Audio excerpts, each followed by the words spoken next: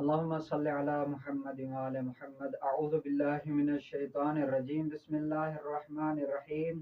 अल्हम्दु लिल्लाहि वस्सलातु वस्सलामु अला अहलिहा वल्लअनतु दाइमतु अला अदाइहा मिन अव्वल यौमि अदावतिहिम इला क़ियामि यौमिद्दीन। अम्मा बाद फ़क़द क़ाल हक़ सुब्हानहु व तआला फ़िल क़ुरानिल करीम। बिस्मिल्लाहिर रहमानिर रहीम।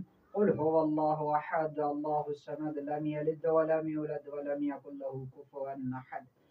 सामीन मोहतरम, अॼु तव्हांजी ख़िदमत में असां वरी ॿीहर हिकु दफ़ो हाज़िर थिया आहियूं ऐं हिन निशिस्त सां गॾोगॾु असां पहिरियां बि ॿ निशिस्तूं करे चुका आहियूं। इस्तिखारे जे हिसाब में इस्तिखारो कीअं कजे ऐं कहिड़ियुनि शयुनि जे लाइ थी सघे थो, ऐं जेको आहे इस्तिखारो घणनि तरीक़नि सां वारिद थियल आहे, असां इहो बयानु करे चुका आहियूं।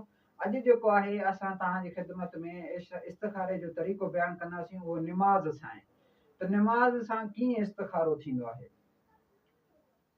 इमाम मासूमीन अलैहिस्सलातु वस्सलाम बयानु कनि था त माना वुज़ू करे निमाज़ जे लाइ तयारु थी अचे, निमाज़ पढ़ी करे 2 रकातूं ऐं पोइ वरी सजदो करे ऐं सजदे में जेको आहे ही विर्द पढ़े, अस्तग़फिरुल्लाह फी जमीअ उमूरी ख़ियरतन व आफ़ियतन। इहो विर्द 100 मरतबा सजदे में पढ़े, पोइ सजदे खां सर मथे करे, पोइ जीअं ई पहिरियों ख़्यालु जेको दिलि में अल्लाह तबारक व तआला विझेसि ऐं जंहिं कम जे बारे में इस्तिखारे करण जी नियत कई अथई ऐं उन जे बारे में जेको ख़्यालु अल्लाह तबारक व तआला उन जे दिलि में विधो आहे उन ते बसि अमल करे। हिकु इहो तरीक़ो आहे त माना निमाज़ जे तरीक़े सां कीअं इस्तिखारो थी सघे थो। ऐं ॿियो तरीक़ो जेको आहे तव्हांखे ॿुधायूं था त काग़ज़ ते बि इस्तिखारो थींदो आहे। काग़ज़ ते इस्तिखारो कीअं थींदो आहे। काग़ज़ जा 2 टुकड़ा खणो, हिकिड़े ते लिखो इफ़अल, ॿिए ते लिखो ला तफ़अल।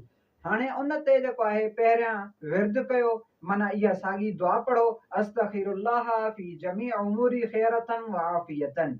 इहो विर्द करे इहा दुआ पढ़ी करे पोइ जेको आहे उन्हनि ॿिन्ही पननि जे टुकड़नि मां वेड़े करे रखो ऐं उन्हनि मां हिकिड़ो टुकड़ो खणो, खोले करे ॾिसो त जेकॾहिं उन में इफ़अल लिखियलु आहे त माना सम्झो त माना इहो कमु तव्हांजे लाइ जाइज़ आहे, वञी कयो।